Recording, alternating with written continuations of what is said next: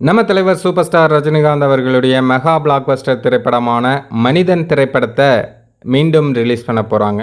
வரும் அக்டோபர் 10ஆம் தேதி இந்த படம் திரைக்கு வரப்போகுது. தலைவரோட ரசிகர்கள் எல்லாருமே இந்த படத்தை செலிப்ரேட் பண்ணுறதுக்கு காத்திருக்காங்க. தலைவரோட எந்த படத்தை ரீரிலீஸ் பண்ணாலுமே ரசிகர்கள் பயங்கரமாக செலிப்ரேட் பண்ணுவாங்க.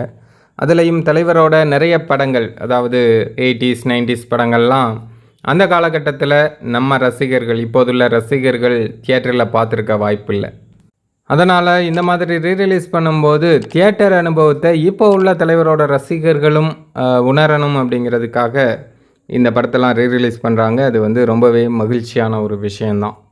மனிதன் படத்தை பற்றி சொல்லணுன்னா 52வது நாளில் 6 தியேட்டரில் சென்னை நகரில் மட்டுமே 20 காட்சிகள் ஓடிச்சு.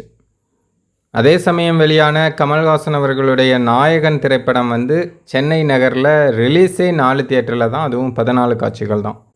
சென்னை நகரில் முதல் முறையாக 6 தியேட்டரில் 50 நாட்கள் ஓடிய முதல் திரைப்படமும் சூப்பர் ஸ்டாருடைய மனிதன் திரைப்படம் தான். கிட்டத்தட்ட 5 வாரங்களாக எல்லா தியேட்டர்லையுமே ஹவுஸ்ஃபுல் காட்சிகளாக முன்பதிவிலேயே டிக்கெட் ஃபுல்லானதும் மனிதன் திரைப்படத்துக்கு தான்.